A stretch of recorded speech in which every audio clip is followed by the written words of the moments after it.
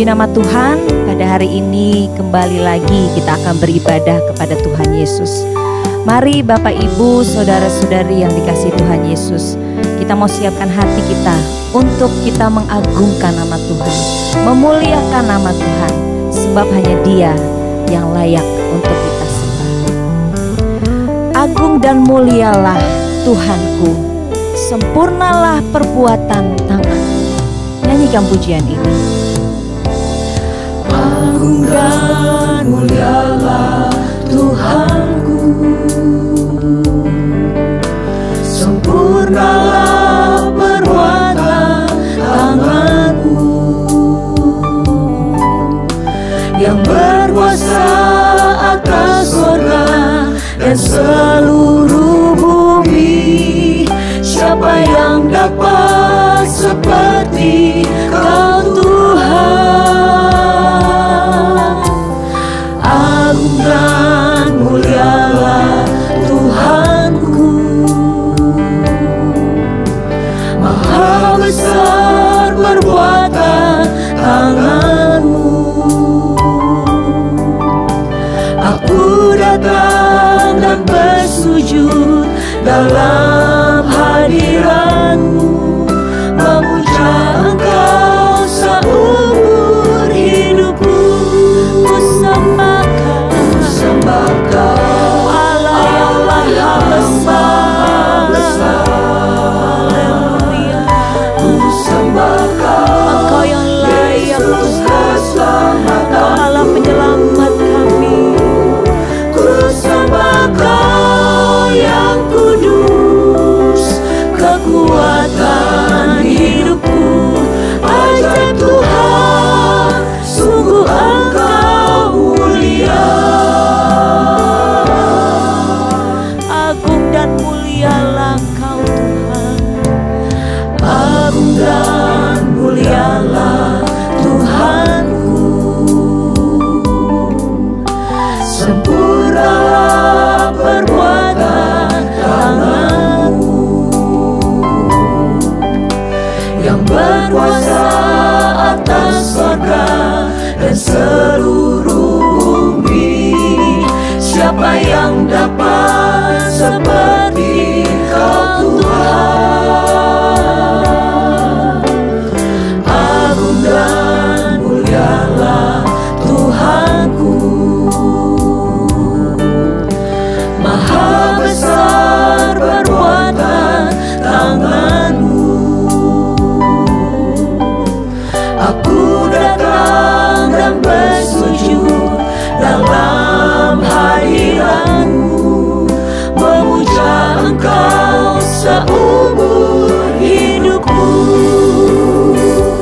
Ku sembah Kau, Allah yang maha besar. Ku sembah Kau, Yesus keselamatanku. Ku sembah Kau yang kudus,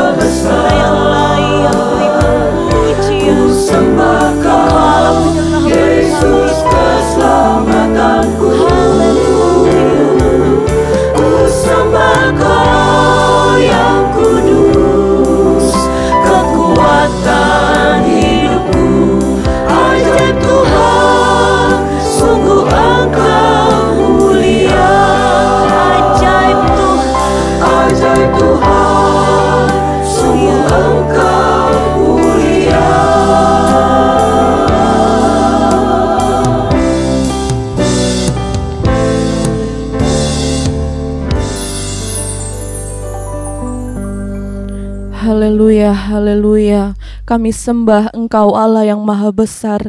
Kami tinggikan Engkau Tuhan. Terima kasih Bapa yang baik. Terima kasih keberadaan kami pada saat hari ini. Itu semua karena kebaikan Tuhan. Itu semua karena kemurahan Tuhan dalam hidup kami Tuhan. Saat ini kami mempersiapkan hati kami, hidup kami untuk kami menikmati Engkau di ibadah di hari ini Tuhan. Engkau yang pimpin dari awal hingga akhirnya Tuhan. Bahkan Allah Roh Kudus terus bekerja berkarya di tengah-tengah kami. Meskipun kami masih beribadah dari rumah kami masing-masing, tapi kami percaya kuasa Tuhan tidak terbatas. Engkau yang akan menjamah setiap kehidupan kami, sehingga melalui ibadah di hari ini, melalui setiap puji-pujian, bahkan kebenaran firman-Mu Tuhan, itu boleh menguatkan setiap hidup kami.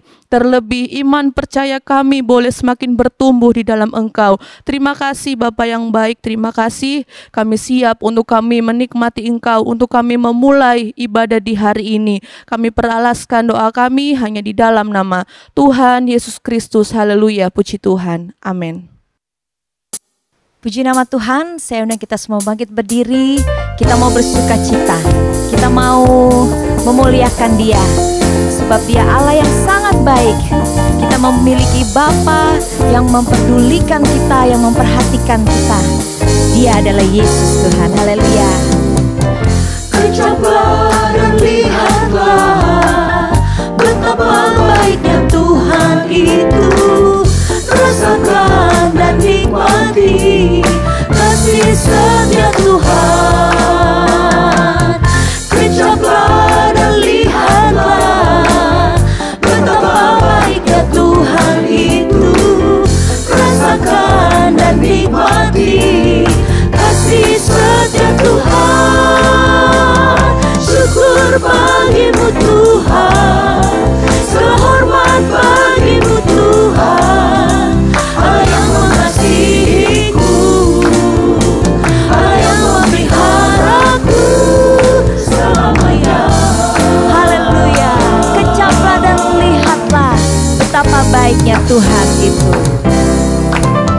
Kejaplah dan lihatlah betapa baiknya Tuhan itu. Rasakan dan nikmati kasih setia Tuhan. Kejaplah dan lihatlah betapa baiknya Tuhan itu. Rasakan dan nikmati kasih setia Tuhan. Syukur bagimu Tuhan, segala hormat bagimu Tuhan. Allah yang mengasihiku, Allah yang memeliharaku.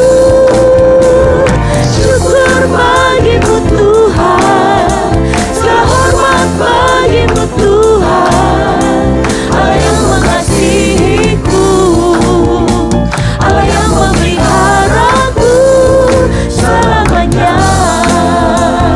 Haleluya. Betapa baiknya Engkau Tuhan. Kita nyanyikan pujian ini. Betapa baiknya Engkau Tuhan, kasih-Mu tiada berkesudahan. Betapa mulia kasih-Mu Yesus, jiwaku diselamatkan. Betapa baiknya Engkau Tuhan. Amin. Engkau Tuhan, kasih-Mu tiada berkesudahan. Betapa mulia kasih-Mu Yesus, jiwaku diselamatkan. Hosana ku memuji Tuhan, Hosana ku tinggikan Yesus. Hosana, Hosana, Hosana. Betapa baiknya Engkau Tuhan. Haleluya. Kasih-Mu tiada berkesudahan. Betapa mulia kasih-Mu Yesus, jiwaku diselamatkan. Hosana ku memuji Tuhan, Hosana ku tinggikan Yesus. Hosana, Hosana, Hosana. Amin. Sungguh ku bangga Bapa. Sungguh ku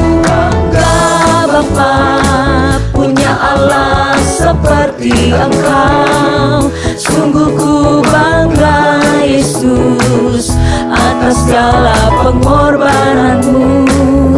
Tak ingin aku hidup lepas dari kasih-Mu. Kasih-Mu menyelamatkan dan beriku pengharapan. Kini ku persembahkan apa yang aku miliki. Memang tiada berarti bila dibanding dengan kasih-Mu.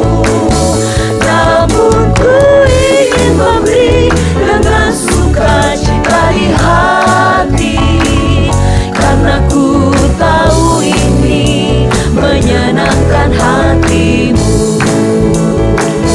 Sungguh ku bangga Bapa punya Allah seperti Engkau. Sungguh ku bangga Yesus atas segala pengorbananmu. Tak ingin aku hidup lepas dari kasih-Mu. Kasih-Mu menyelamatkan dan beriku pengharapan. Kini ku persembahkan apa yang aku miliki. Memang tiada berarti bila dibanding dengan kasih-Mu. Namun ku ingin memberi dengan sukacita di hati, karena ku tahu ini menyenangkan hati-Mu. Kini ku persembahkan apa yang aku miliki. Memang tiada berarti bila dibanding dengan kasih-Mu. Namun ku ingin memberi dengan sukacita di hati, karena ku tahu ini menyenangkan hati-Mu. Haleluya, puji Tuhan, kita memiliki Allah Bapa yang sangat baik. Haleluya, puji Tuhan. Bapak Ibu yang dikasihi Tuhan Yesus Kristus, silakan duduk. Dan kita masih akan memuji Tuhan, kita masih akan memuliakan Tuhan. Cinta cari saya, darat tebus saya. Kita nyanyikan pujian ini. Haleluya. Cintanya mencari, memanggil siapalah, didapatnya kembali di tubir yang dalam, dipikunya akan domba, dibawanya kekawanan.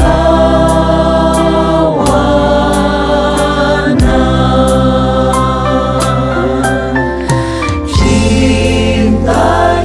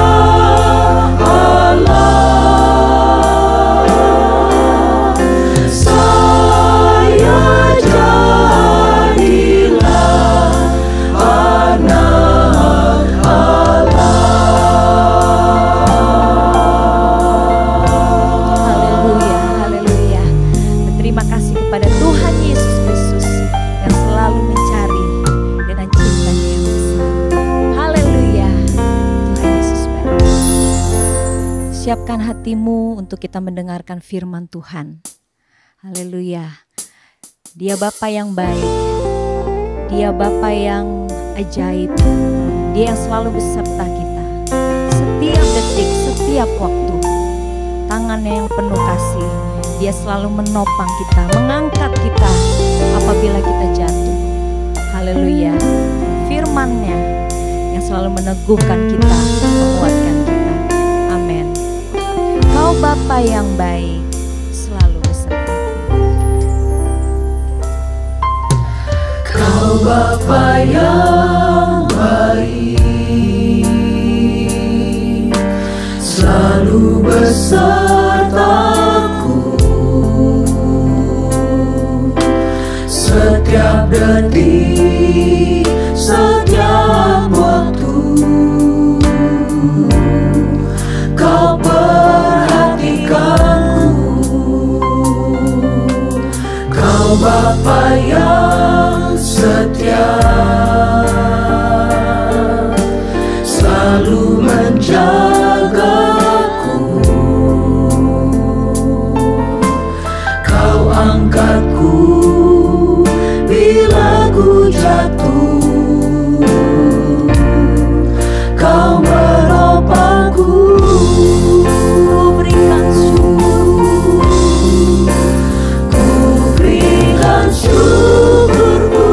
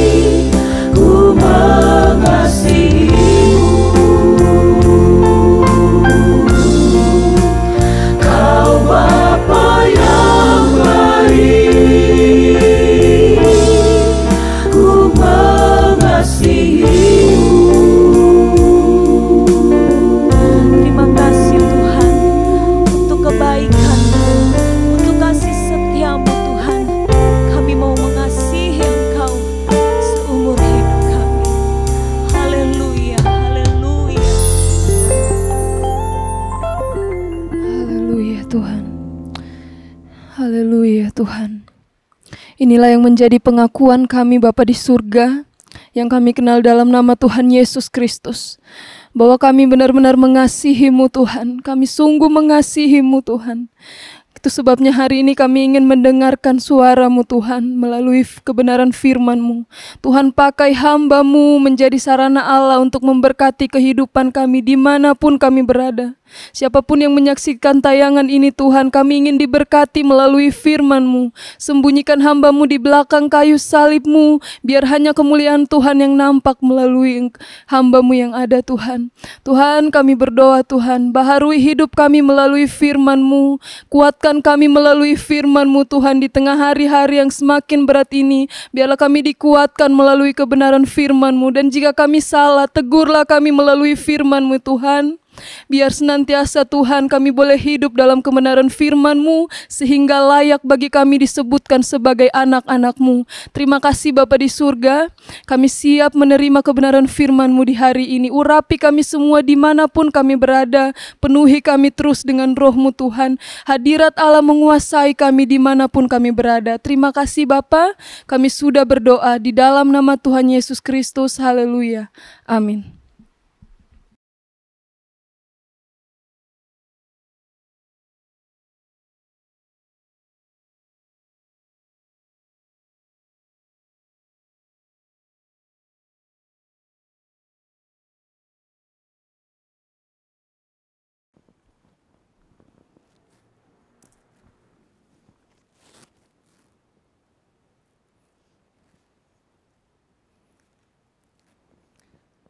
Haleluya, puji Tuhan, salam sejahtera Bapak Ibu Saudara-saudara yang dikasihi Tuhan. Mari kita melihat firman Tuhan untuk hari ini mengenai perumpamaan tentang anak yang hilang. Dan kita dapat membuka perumpamaan tersebut yang ditulis dalam Injil Lukas pasal 15 mulai ayat 11 sampai ayat 32. Demikian bunyi firman Tuhan untuk bagian ini. Yesus berkata lagi, ada seorang mempunyai 2 anak laki-laki. Kata yang bungsu kepada ayahnya, "Bapa, berikanlah kepadaku bagian harta milik kita yang menjadi hakku." Lalu ayahnya membagi-bagikan harta kekayaan itu di antara mereka. Beberapa hari kemudian, anak bungsu itu menjual seluruh bagiannya itu, lalu pergi ke negeri yang jauh. Di sana ia memboroskan harta miliknya itu dengan hidup berfoya-foya. Setelah dihabiskannya semuanya, timbullah bencana kelaparan di dalam negeri itu, dan ia pun mulai melarat. Lalu ia pergi dan bekerja pada seorang majikan di negeri itu. Orang itu menyuruhnya ke ladang untuk menjaga babinya. Lalu ia ingin mengisi perutnya dengan ampas yang menjadi makanan babi itu, tetapi tidak seorang pun yang memberikannya kepadanya. Lalu ia menyadari keadaannya. Katanya, "Betapa banyaknya orang upahan Bapakku yang berlimpah-limpah makanannya, tetapi aku di sini mati kelaparan. Aku akan bangkit dan pergi kepada Bapakku dan berkata kepadanya, Bapa, aku telah berdosa terhadap sorga dan terhadap Bapa. Aku tidak layak lagi disebutkan anak Bapa. Jadikanlah aku sebagai salah seorang upahan Bapa." Maka bangkitlah ia dan pergi kepada bapaknya. Ketika ia masih jauh, ayahnya telah melihatnya, lalu tergeraklah hatinya oleh belas kasihan. Ayahnya itu berlari mendapatkan dia, lalu merangkul dan mencium dia. Kata anak itu kepadanya, "Bapa, aku telah berdosa terhadap sorga dan terhadap Bapa. Aku tidak layak lagi disebutkan anak Bapa." Tetapi ayah itu berkata kepada hamba-hambanya, "Lekaslah bawa kemari jubah yang terbaik, pakaikanlah itu kepadanya, dan kenakanlah cincin pada jarinya dan sepatu pada kakinya. Dan ambillah anak lembu tambun itu, sembelilah dia dan marilah kita makan. dan bersukacita. Sebab anakku ini telah mati dan menjadi hidup kembali. Ia telah hilang dan didapat kembali. Maka mulailah mereka bersukaria. Tetapi anaknya yang sulung berada di ladang, dan ketika ia pulang dan dekat ke rumah, ia mendengar bunyi seruling dan nyanyian tari-tarian. Lalu ia memanggil salah seorang hamba dan bertanya kepadanya, apa arti semuanya itu? Jawab hamba itu, adikmu telah kembali dan ayahmu telah menyembeli anak lembu tambun, karena ia mendapatkannya kembali dengan sehat. Maka marahlah anak sulung itu dan ia tidak mau masuk. Lalu ayahnya keluar dan berbicara dengan dia. Tetapi ia menjawab ayahnya, katanya, telah bertahun-tahun aku melayani Bapa dan belum pernah aku melanggar perintah Bapa. Tetapi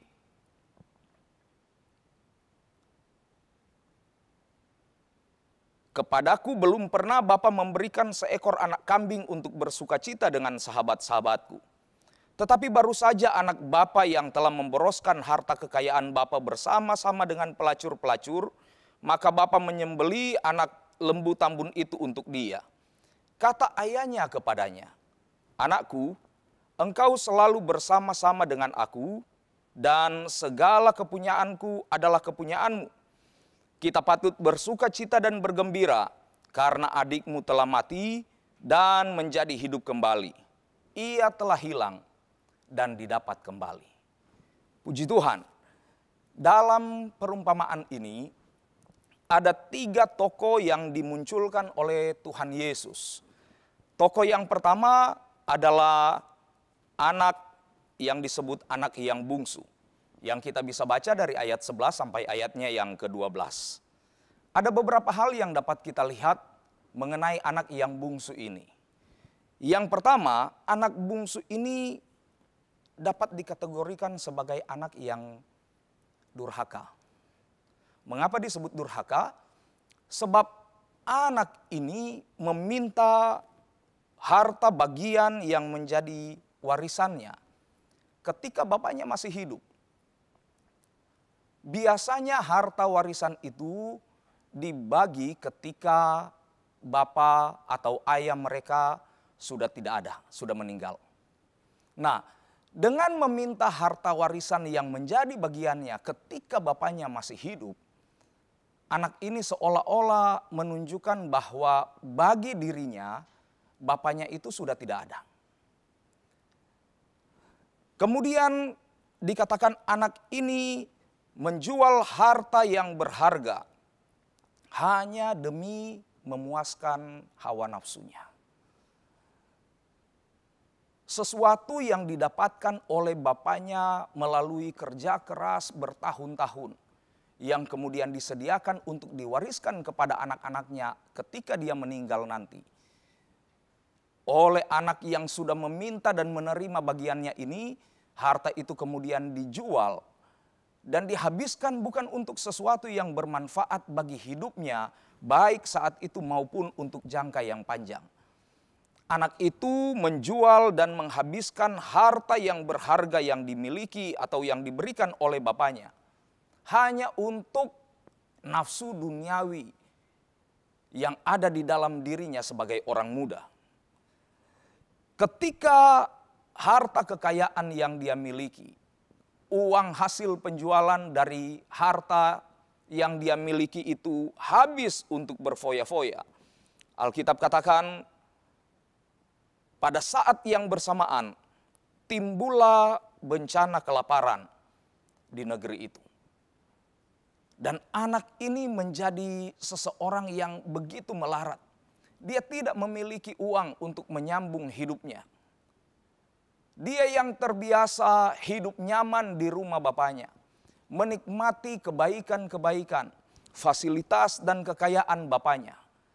Sekarang dia dapati dirinya, dia tidak memiliki apa-apa dan hidupnya menjadi terancam. Itu sebabnya dia kemudian pergi dan bekerja kepada seseorang yang ada di negeri itu. Tetapi pekerjaan yang diberikan kepadanya di mata orang Yahudi adalah pekerjaan yang sangat hina. Menjaga binatang yang merupakan binatang yang najis menurut aturan hukum Taurat. Anak ini disuruh menjaga babi-babi, bahkan pada satu titik tertentu ia menjadi sangat kelaparan.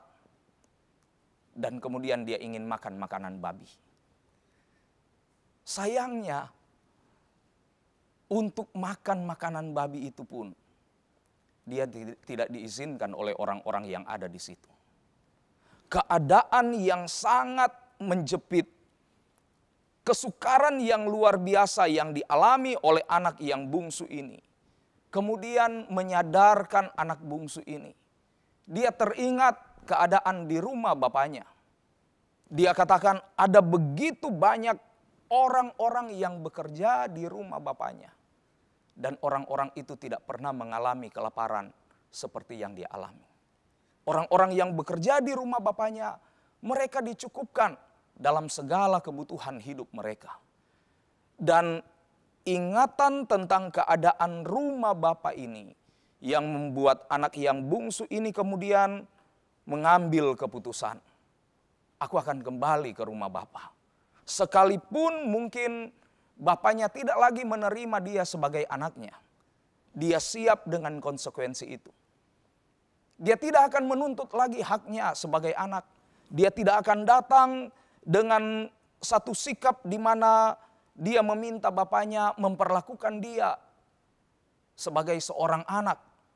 Tidak apa-apa bagi dia untuk dianggap sebagai seorang hamba, sebagai seorang pekerja upahan. Yang penting adalah dia dapat menikmati kebaikan bapaknya. Sama seperti yang dialami oleh orang-orang pekerja-pekerja yang diupah atau yang bekerja di dalam rumah bapaknya. Orang yang kedua atau tokoh yang kedua yang dituliskan yang kita bisa jumpai diangkat oleh Tuhan Yesus dalam perumpamaan ini adalah anak yang sulung. Kita dapat baca tentang anak yang sulung itu di dalam ayat 25 sampai ayat yang ke-30. Anak yang sulung ini diceritakan oleh Yesus sebagai seseorang yang marah dan mengungkapkan kemarahan itu sebagai respon atas tindakan bapaknya terhadap adiknya yang kembali pulang ke rumah. Tidak banyak informasi yang diberikan tentang anak yang sulung ini. Kita lihat tokoh yang ketiga. Di dalam kisah ini, perumpamaan ini adalah si bapa. Bapa yang memiliki 2 orang anak. Yang kemudian diinformasikan, diberitahukan bagaimana karakter atau sifat bapak ini. Bapak yang penuh kasih terhadap kedua anaknya. Bapak yang bahkan ketika anaknya perlakukan dengan cara yang tidak pantas, bapak itu tetap mengasihi anaknya. Nah, Bapak Ibu Saudara yang dikasihi oleh Tuhan Yesus, untuk dapat memahami apa tujuan pengajaran yang disampaikan oleh Tuhan Yesus melalui perumpamaan ini, ada baiknya kita mundur sejenak di pasal 15 Injil Lukas ini, di ayat yang pertama dan ayat yang kedua. Nah, di sana dikatakan demikian. Para pemungut cukai dan orang-orang berdosa biasanya datang kepada Yesus untuk mendengarkan dia. Maka bersungut-sungutlah orang-orang Farisi dan ahli-ahli Taurat.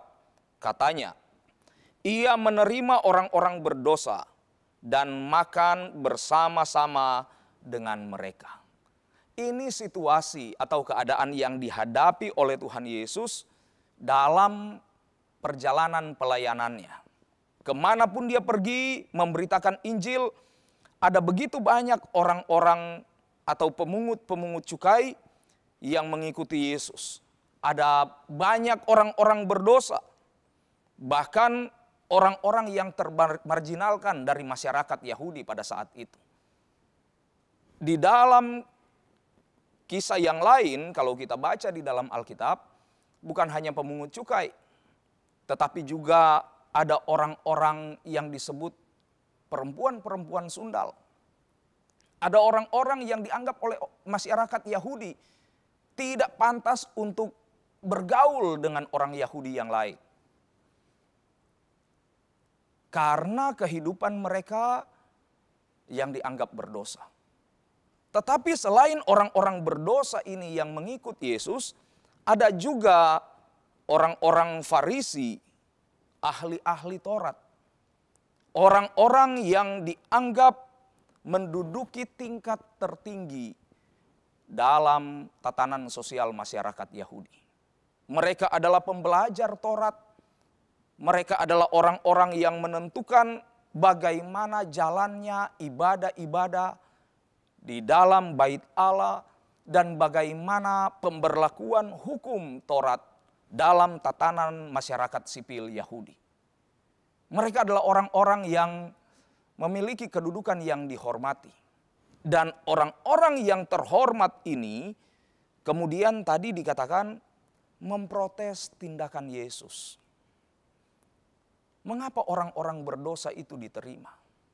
Mengapa orang-orang yang harusnya tidak boleh bergaul dengan orang-orang Yahudi yang lain, justru Yesus menjadi akrab dengan mereka? Bahkan Yesus pernah berkata bahwa dia adalah sahabat dari orang-orang berdosa. Dan menanggapi protes dari orang-orang Yahudi, para ahli Taurat, orang-orang Farisi, Yesus kemudian menceritakan 3 perumpamaan berseri tentang kehilangan yang dialami oleh seseorang. Yang pertama, perumpamaan tentang domba yang hilang. Yang kedua, perumpamaan tentang dirham yang hilang. Dan yang menjadi perenungan kita pada hari ini, perumpamaan tentang anak yang hilang. Jadi perumpamaan tentang anak yang hilang ini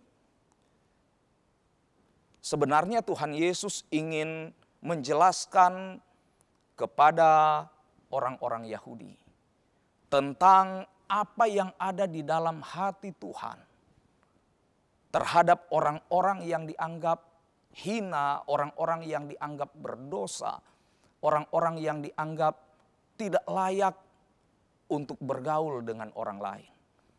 Tuhan Yesus ingin menjelaskan kepada para ahli Taurat, orang-orang Farisi, dasar dari penerimaannya dan pengakuannya terhadap orang-orang berdosa tersebut. Nah, yang menarik dalam perumpamaan ini adalah sekalipun perumpamaan ini oleh Lembaga Alkitab Indonesia diberi judul tentang anak yang hilang, tapi kalau kita membaca baik perumpamaan ini, maka yang akan kita jumpai dalam perumpamaan ini, yang menjadi tokoh utama dari perumpamaan ini, justru bukan anak yang terhilang itu. Yang seringkali kita pahami, ya anak bungsu itu. Yang menjadi tokoh utama dalam perumpamaan ini, justru adalah sang bapa. Si bapa yang memiliki 2 orang anak. Dialah yang menjadi tokoh utama yang ingin dimunculkan atau yang ingin dikemukakan oleh Yesus. Beberapa hal yang kita dapat lihat mengenai karakter atau sifat bapa yang memiliki 2 orang anak ini seperti yang tercatat atau yang diceritakan oleh Tuhan Yesus. Yang pertama yang kita dapat lihat tentang bapa itu adalah bapa ini adalah bapa yang setia. Dia adalah bapa yang baik, dia bapa yang setia. Dia bapa yang tidak menyimpan kemarahan yang berlarut-larut. bahkan terhadap anaknya yang sudah berlaku tidak baik terhadap dia. Kita tidak membaca bahwa bapak itu menjadi marah dan bereaksi berlebihan ketika anak itu meminta harta bagiannya ketika justru bapak itu masih hidup. Dan kesetiaan bapak ini dapat terlihat kalau kita baca di ayat 20. Ada sesuatu yang tersirat dari ayat 20 itu yang menceritakan ketika anak yang bungsu ini sadar kemudian pulang ke rumah. Dikatakan di ayat 20, maka bangkitlah ia dan pergi kepada bapaknya. Ketika ia masih jauh, ayahnya telah melihatnya. Lalu tergeraklah hatinya oleh belas kasihan. Ayahnya itu berlari mendapatkan dia, lalu merangkul dan mencium dia. Kesetiaan bapak ini terlihat dari bagaimana ia menunggu anaknya kembali. Saya tidak tahu dan Tuhan Yesus juga tidak menceritakan berapa lama anak yang bungsu itu pergi. Tetapi kalau kita lihat dari informasi yang diberikan, anak itu sudah menjadi miskin, dia sudah bekerja menjadi penjaga babi, dia sudah tidak makan sampai dia menginginkan makanan babi. Tentunya ada perubahan yang drastis dalam penampilan anak itu. Baik cara berpakaiannya maupun penampilan fisiknya. Banyak orang mungkin tidak lagi mengenal anak yang hilang ini, anak bungsu ini, ketika dia ada dalam perjalanan pulang ke rumah. Tetapi luar biasa apa yang dilakukan oleh bapak yang baik ini. Anaknya masih dari jauh, dia sudah lihat anaknya. Dengan perubahan penampilan yang drastis seperti apapun, bapak ini tetap mengenali bahwa yang datang itu adalah anaknya. Luar biasa kesetiaan dari bapak ini. Dan ini adalah gambaran tentang kesetiaan Tuhan kepada orang-orang percaya. Orang-orang percaya yang seringkali hidupnya tidak berkenan kepada Tuhan. Orang-orang percaya, anak-anak Tuhan yang justru seringkali melakukan hal-hal yang tidak sesuai dengan apa yang Tuhan kehendaki. Tetapi Tuhan tetap setia. Yang kedua tentang bapak ini. Bapak ini menerima anak yang terhilang itu apa adanya. Di ayat 20 itu dikatakan, bapak itu kemudian berlari dan memeluk, merangkul, serta mencium anaknya. Sementara anak ini baru dari tempat memelihara babi. Tapi bapak yang mengasihi anaknya, dia tidak peduli dengan bau anaknya seperti apa. Dia tidak peduli penampilan anaknya seperti apa. Kasih yang tulus yang ada di dalam hatinya membuat bapak ini menerima anaknya apa adanya. Bahkan kemudian kita membaca, ketika anak itu datang dengan pemikiran bahwa tidak apa-apa dia hanya menjadi orang upahan, bapaknya menerima, mengembalikan dan menempatkan anak yang hilang ini ke posisi semula di dalam keluarga.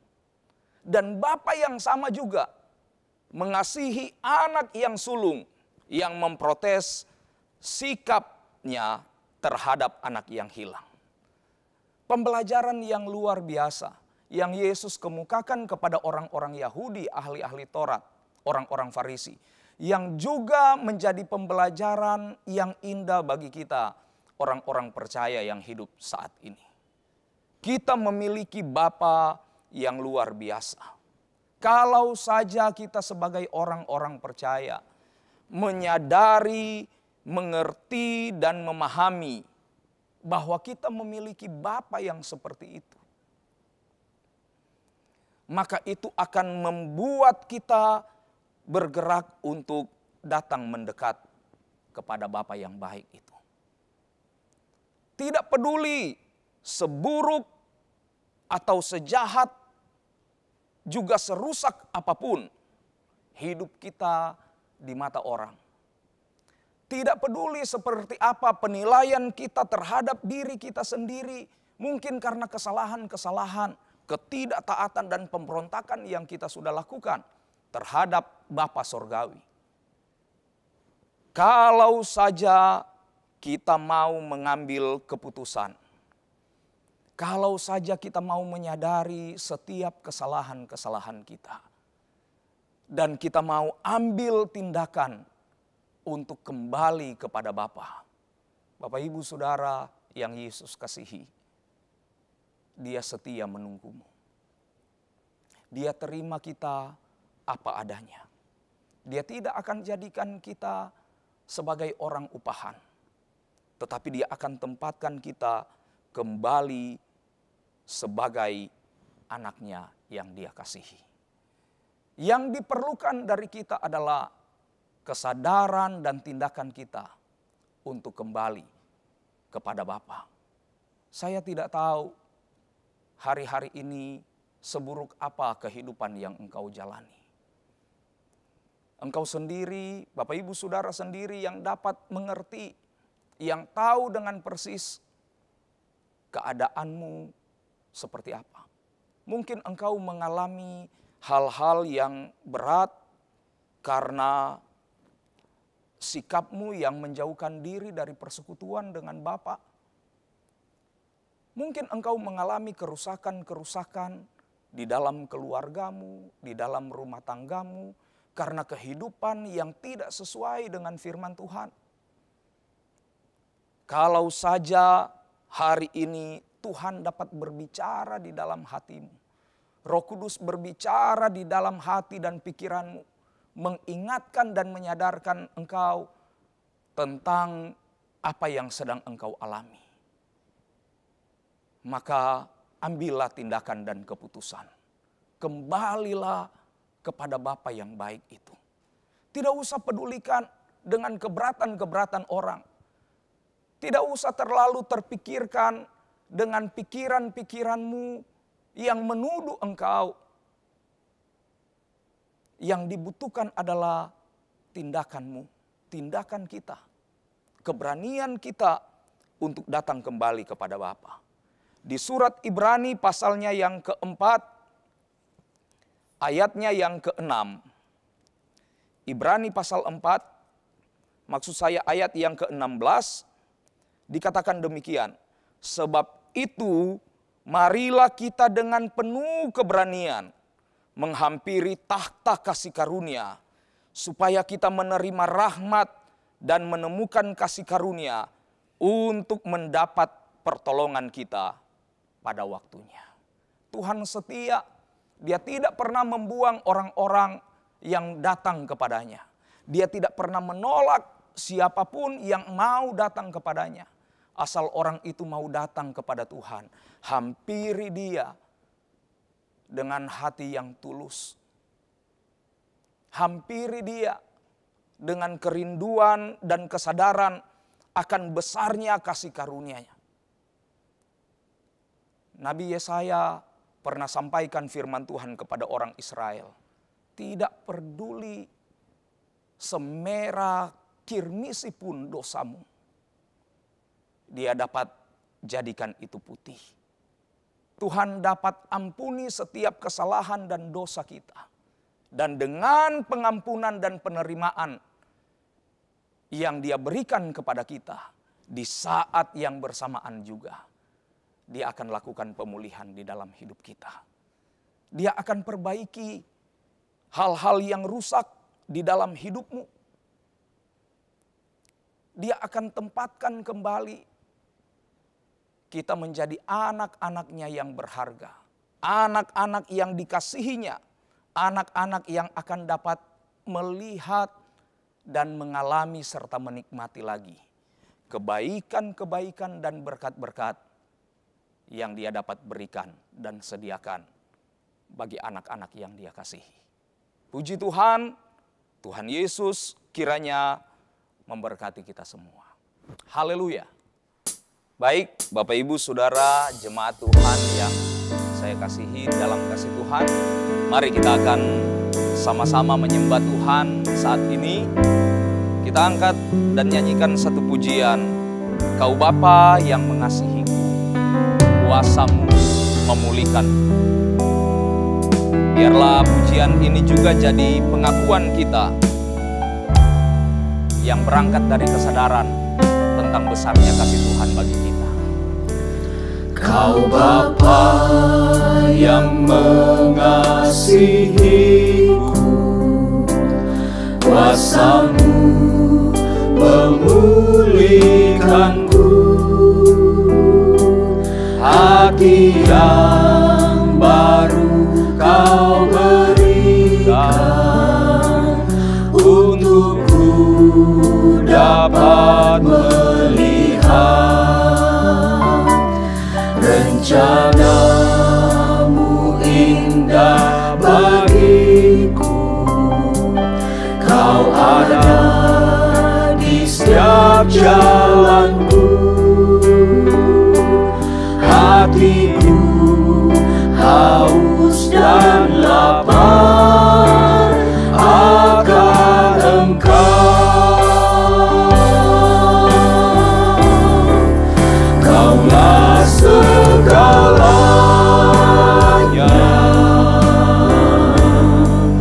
di dalam hidupku.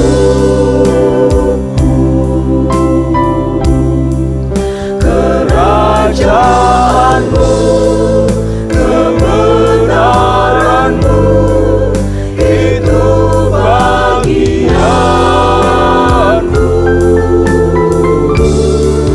Kaulah yang kupandang selama hidupku.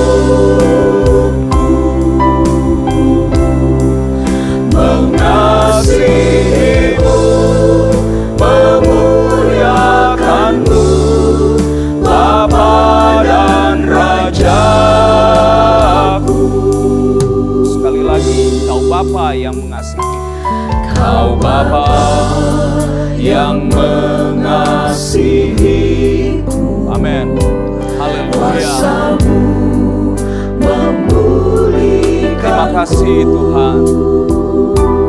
Hati yang baru Kau berikan, untukku dapat melihat. Katakan rencana-Mu indah bagiku ya Bapa.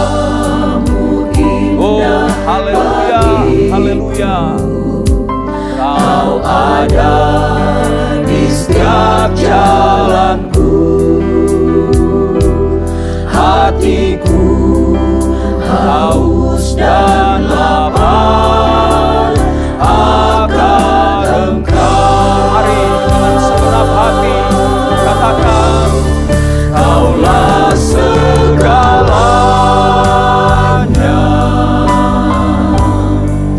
di dalam hidupku.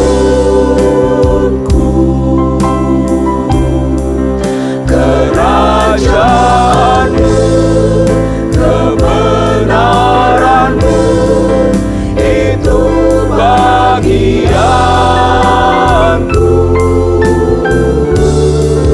Kaulah yang kupandang selama hidupku.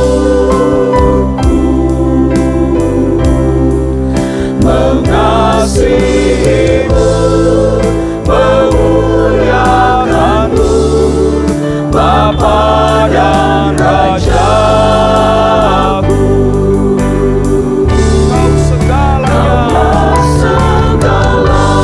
Haleluya, haleluya. Ya Tuhan, Engkaulah yang menjadi terutama di dalam hidup kami. Kerajaan-Mu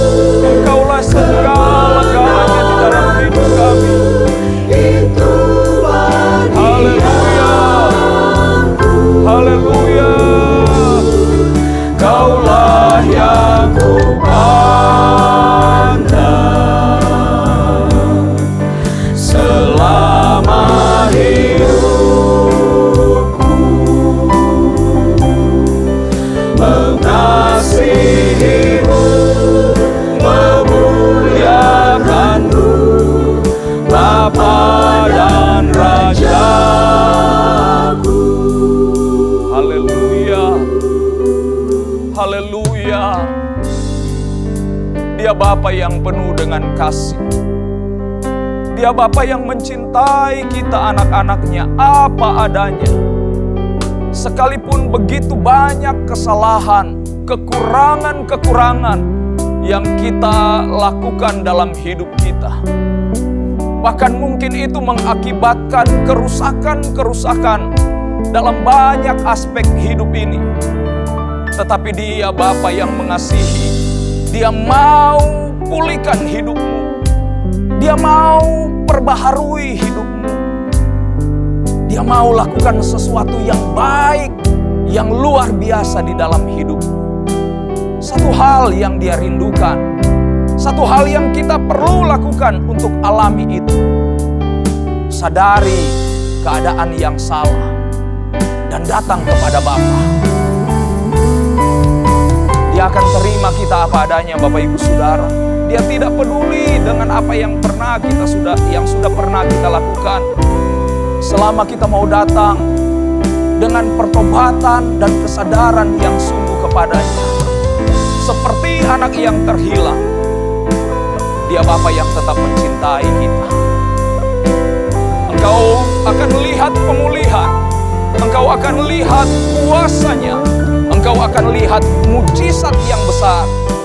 Dia akan kerjakan di dalam hidup. Kasih-Nya bukan hanya menyelamatkan kita. Kasih-Nya yang luar biasa itu juga dapat memulihkan kita. Itu sebabnya rindukan kasih Tuhan yang besar itu. Kasih Tuhan yang ajaib dan luar biasa. Haleluya. Haleluya. Yesus, Yesus. Haleluya, haleluya, haleluya. Glory, glory, glory bagimu.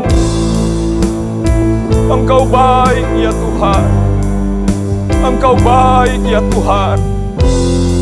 Engkau bekerja memulihkan kami. Engkau bekerja melakukan sesuatu yang baik dalam hidup kami anak-anak-Mu.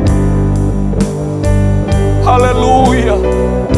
Engkau bukan hanya menyelamatkan kami, tetapi Engkau membawa kami untuk menikmati kebaikan-kebaikan-Mu yang ajaib dan besar di dalam hidup kami. Haleluya. Haleluya. Haleluya. Kaulah segala Terima kasih Tuhan. di dalam hidupku.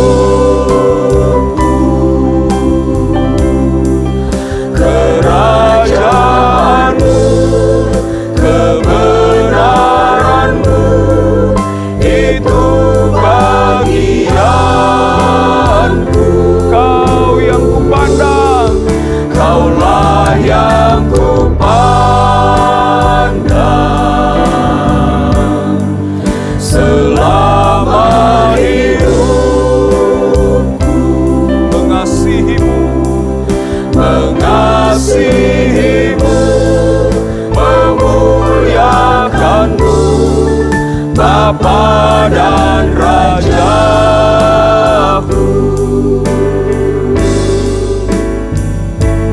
haleluya. Haleluya. Kasih Terima kasih. kasih yang menyelamatkan, kasih Tuhan tak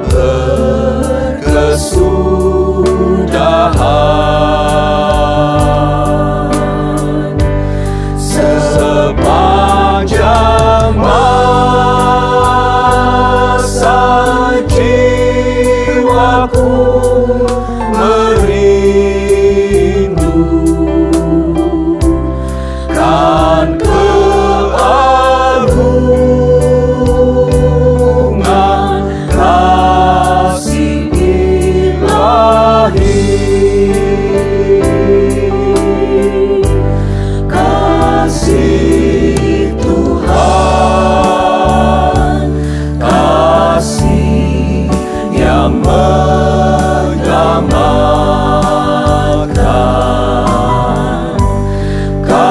kasih Tuhan tak berkesudahan.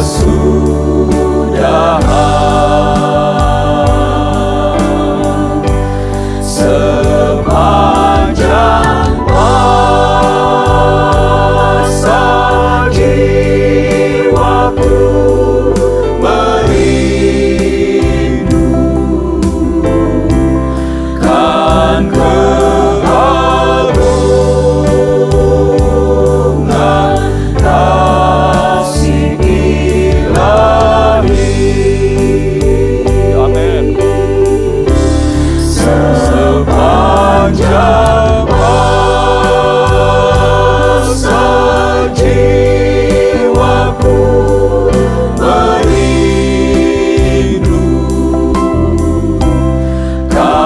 keagungan kasih ilahi.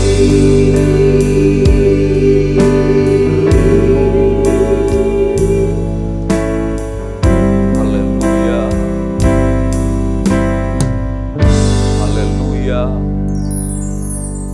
Haleluya. Terima kasih ya Tuhan. Terima kasih buat kebenaran-Mu yang kami dapat dengarkan dan renungkan bersama pada saat ini. Kami diingatkan kembali akan kasih-Mu yang besar. Kasih yang bukan hanya menyelamatkan kami, tetapi di dalam keselamatan yang Engkau kerjakan itu, Engkau juga memberikan di dalamnya kepada kami berkat-berkat yang luar biasa untuk kami dapat hidup berkenan di hadapan-Mu. Tetapi seringkali ya Tuhan, keadaan dunia, situasi hidup yang kami jalani, membuat kami jauh dari Engkau. Banyak kali kami hidup tidak sesuai dengan kehendak-Mu. Dan di sanalah seringkali kami jumpai, kami melihat dan kami alami ya Tuhan, ada begitu banyak kesulitan-kesulitan dan kesukaran. Ada banyak kerusakan-kerusakan dalam berbagai aspek hidup yang kami alami. Dan kami sadar itu karena kami jauh dari persekutuan dengan Engkau. Tetapi saat ini kebenaran-Mu mengingatkan kami ya Tuhan, bahwa Engkau Bapa yang baik, Engkau Tuhan yang setia, Engkau tidak pernah membuang kami ya Tuhan. Kalau saja kami menyadari keadaan kami bergerak untuk datang menghampiri Engkau, maka Engkau akan kembali menerima kami apa adanya. Engkau akan ampuni setiap kesalahan kami. Engkau akan pulihkan keadaan kami. Dan kembali kami akan menerima dan mengalami kekayaan anugerah dan kemurahan Tuhan yang luar biasa di dalam hidup kami. Terima kasih Tuhan buat kebenaran yang kami dapat dengarkan saat ini. Dan hamba-Mu berdoa untuk setiap jemaat Tuhan, anak-anak Tuhan yang sudah mendengarkan firman-Mu. Roh Kudus kiranya bekerja di dalam hidup dan hati kami masing-masing. Meteraikan firman-Mu dan berikan kami kekuatan untuk dapat melakukan kebenaran ini. Supaya kami dapat melihat di dalam hidup ini kekayaan kasih karunia dan anugerah Tuhan. Kami dapat alami dengan limpah. Terima kasih Tuhan. Kami percaya persoalan dan masalah kami Tuhan akan tolong. Tuhan akan jawab. Tuhan akan pulihkan keadaan hidup kami. Baik Tuhan itu dalam pekerjaan kami, dalam usaha kami, dalam rumah tangga atau keluarga kami, dalam segala aspek hidup ini. Tuhan akan bekerja, Tuhan akan pulihkan, dan di dalamnya kembali kami akan memuji dan memuliakan Tuhan. Terima kasih ya Tuhan. Berkati setiap kami yang sudah mengikuti ibadah pada saat ini. Kami percaya berkat-berkat Tuhan jadi bagian kami. Akhirnya Bapak Ibu Saudara yang kekasih, terimalah berkat, rahmat dan anugerah yang besar dari Allah Bapa di sorga, kasih dan sayangnya Yesus Kristus, Tuhan kita, serta pimpinan, penyertaan, penghiburan, sukacita, damai sejahtera, dan kekuatan dalam persekutuan yang manis dengan Roh Kudus, tinggal tetap jadi bagian kita semua. Mulai saat ini, sampai hari Maranatha, Tuhan datang menjemput kita semua. Di dalam nama Tuhan Yesus Kristus, kami berdoa dan mengucap syukur terima berkat-Mu. Haleluya, haleluya. Amin, amin. Tuhan Yesus memberkati kita semua. Puji Tuhan.